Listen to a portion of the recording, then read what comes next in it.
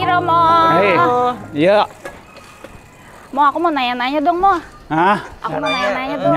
Nanya apaan? Mau nanya-nanya tentang ekaristi dan liturgi. Iya, ekaristi dan liturgi, Mo. Mau Ya. nanya, Mo. Boleh nggak, Mo? Oke deh, ya, tapi kita duduk aja ya. Nggak enak duduk duduk aja. Oke, oke. sini. Ya, Oke, Bu. ya, ya, Yuk. ya.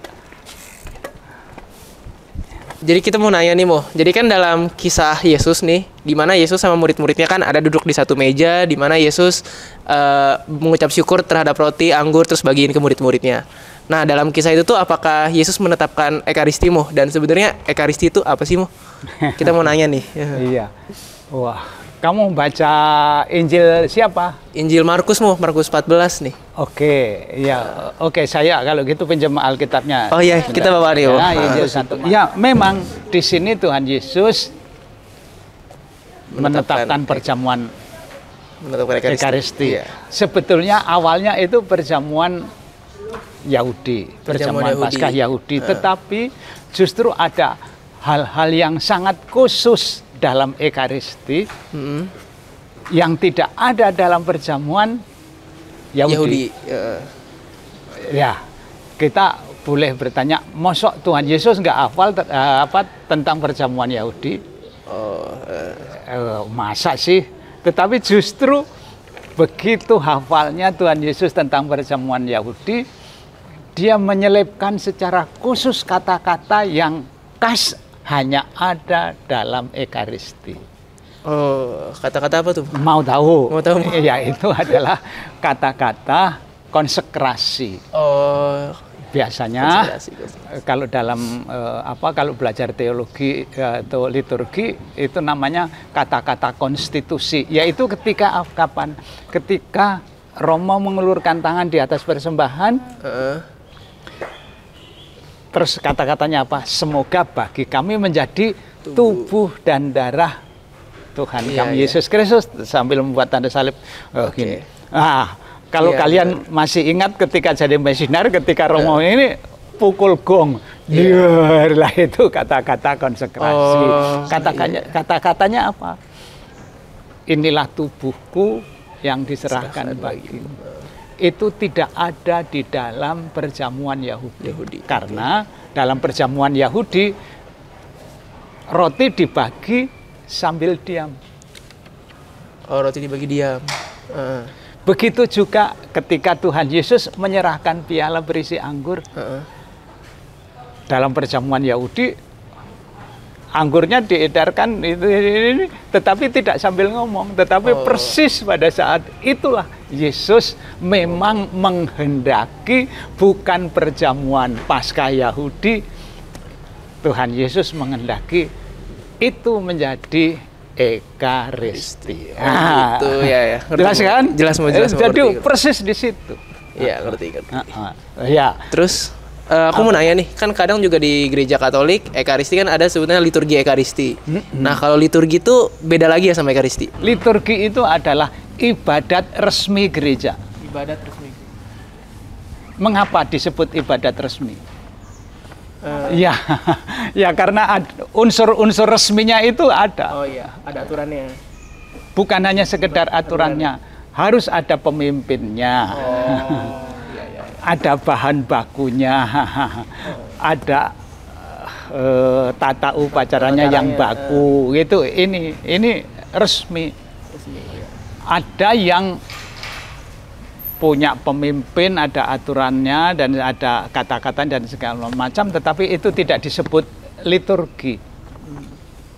Itu biasanya disebut dengan istilah para liturgi. Kata para itu bisa diartikan mendekati, mirip-mirip, tetapi kalau dihayati secara benar justru mengarahkan orang untuk makin mendalami liturgi yang resmi. Misalnya ibadat sabda.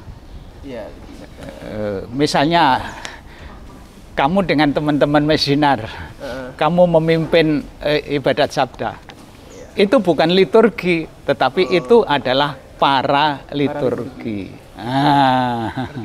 Yang menentukan suatu ibadat disebut liturgi atau bukan liturgi, terlebih adalah bahwa dalam ibadat resmi itu betul-betul terjadi peristiwa karya keselamatan yang dianugerahkan Tuhan. Oh ya. Betul-betul itu dijamin oleh iman gereja. Iya. Lah, maka langsung saja saya tambah ya biar wawasan kamu tambah. Boleh. Liturgi resmi itu satu mencakup ketujuh sakramen. Itu semuanya adalah liturgi, artinya ibadat resmi gereja. Dan di dalam setiap sakramen yang 7 itu kita percaya, kita imani bahwa karya keselamatan Tuhan dianugerahkan kepada kita di dalam liturgi itu. Lah, kalau ibadat sabda, mohon maaf ya. Tetapi masih ada satu liturgi yang juga resmi gereja, yaitu ibadat harian. Oh, ibadat harian tiap hari. Lah, kalau kamu membaca buku puji syukur, Iya. di situ ada ibadat harian itu masuk Oh, ada ya. liturgi, artinya semua unsur ini dan rahmat keselamatan Tuhan itu diimani hadir dianugerahkan kepada kita. Sayangnya kita umat awam itu mungkin belum dikenalkan dengan ibadat itu ya, ibadat harian. Ada ibadat pagi, ada ibadat siang, ibadat sore, ibadat penutup, itu ada semua. Ada di situ. juga ya? Nah, iya. Nah, mau ngomong-ngomong tadi soal ekaristi, soal liturgi. Nah, di ekaristi sendiri kan banyak juga kan aturan dan tata gerak yang harus kita ikutin gitu. Menurut Romo sendiri, kenapa sih kita tuh sebagai umat harus mengikuti aturan dan tata gerak tersebut, dan kenapa sih kita juga harus ikut terlibat aktif? Lah iya toh. Jadi Tuhan Yesus yang memanggil kita untuk merayakan Ekaristi. Setiap kali kan dibilang apa? Lakukanlah ini sebagai kenangan akan daku. Ketika Romo mengangkat piala, inilah darah perjanjian baru yang dilakukanlah ini sebagai kenangan akan daku. Tuhan Yesus sendiri yang mengundang. Lah coba, kalau kalian datang ke pesta teman, Iya. pakai sendal jepit atau pakai sepatu atau pakai yang resmi? Pakai sepatu yang resmi gitu. Coba, kita boleh berandai-andai. Kalau datang ke pesta ulang tahun teman saja pakai baju necis, pakai sepatu. Masa pergi ke gereja pakai sendal jepit, ya ampun. Iya. Padahal Tuhan sendiri yang ngundang loh. Oh, Tuhan sendiri yang mengundang kita ya. Nah, itu kelayakan kita lah sebagai orang yang diundang. Oh, Lalu tentu saja Ekaristi itu mengajak kita ikut terlibat aktif. Kita bukan penonton. Oh, umat tuh ada Terlibat keterlibatan aktif. ya. Jadi rahmat keselamatan Allah itu selalu membutuhkan partisipasi dari kita. Itu ya. Iya, Jadi jelas ya. Jadi ikut nyanyi, misalnya duduk, berdiri, berlutut. Kenapa kok itu harus bersama? Ya agar ada kesatuan hati. Oh, kesatuan. Bayangkan kalau yang satu berdiri, yang satu justru nungging di tengah gang. Wah, Ekaristinya menjadi kacau luar biasa. Loh, wong ini Ekaristi itu liturgi upacara bersama mosok. Itu. Jadi ke arah sana ya. Oke, paham. Terus kan kalau misalnya dalam melakukan perayaan Ekaristi ini nih, wah, kayak kita contoh nih pas lagi Konsekrasi ya. konsekrasi misalnya lagi doa syukur agung, kan seharusnya kan kita ngelihat ke tubuh Kristus yang diangkat itu kan, Mo. Kalau misalnya kita sebagai umat melakukan tata geraknya tuh salah, kita malah nunduk gitu, kan itu berarti tata geraknya kan salah tuh, Mo. Itu berarti nggak sah dong, Mo, kalau kayak gitu. Apa gimana, Mo? Maaf ya, ajaran gereja Katolik itu bukan pertama-tama ada pada aturannya, bukan kekasannya itu, tetapi aturan-aturan itu ada agar penghayatan kita terbantu. Oh, penghayatan kita terbantu. Oke. Dengan tata gerak itu. Ya itu tadi, kalau yang lain berdiri, kamu berdua malah nungsep. Nungging itu kan ya mengganggu. Lalu gimana? penghayatannya tidak. Tetapi misalnya ketika tubuh dan darah Kristus diangkat, mohon maaf ya, dalam buku puji syukur ya, bukan Alkitab ini, diharapkan umat melihat, memandang itu. Hanya ini saya sebagai orang Jawa ya, saya diajarkan bahwa memandang orang langsung itu tidak hormat. Oh iya. Kalau bapak saya marah, saya berani memandang, dia tidak akan marah, tetapi akan nendang ke saya. Gitu. Karena tidak hormat ya.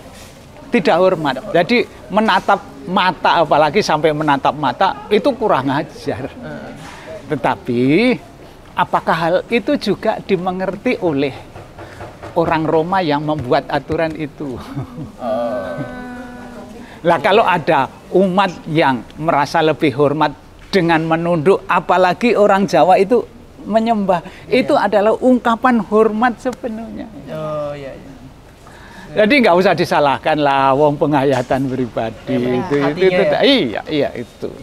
Oh, asal tidak lalu teriak wow lah, kalau begitu mengganggu kebersamaan ya kan. Yang penting nggak mengganggu sekitar atau umat-umat yang lain. Iya, nggak usah disalahkan. Oke. Pertanyaan terakhir nih, Mo. Wah. Jadi gimana ya? Mungkin Romo boleh kasih tips and trick ke kita nih, kasih tips lah. Gimana sih sikap fisik dan batin kita yang benar dalam kita mempersiapkan misa? Kalau kita mau misa nih, kita datang, sikap fisik dan batin kita tuh harus kayak gimana, Mo? Yang pertama itu tadi ya, Ekaristi itu berarti Tuhan Yesus yang mengundang. Oke. Itu. Yesus Maka mohon maaf mungkin kalian sudah sedikit hafal ya, kalau saya membuka perayaan Ekaristi, saya selalu mengatakan kita sambut dengan gembira sepenuh hati undangan Tuhan untuk apa? Untuk merayakan misteri karya keselamatan Tuhan bagi kita dalam Ekaristi Kudus. Tuhan yang mengundang. Lah kalau hadir itu tadi loh, hadir dalam ulang tahun teman saja pakai baju resmi, pakai sepatu rapi. Masa menghadiri undangan Tuhan kok malah pakai pakaian seenaknya, celana pendek, sendal jepit, aduh Tuhan, ya kan? Iya, benar, itu benar. trik pertama. Tip yang kedua,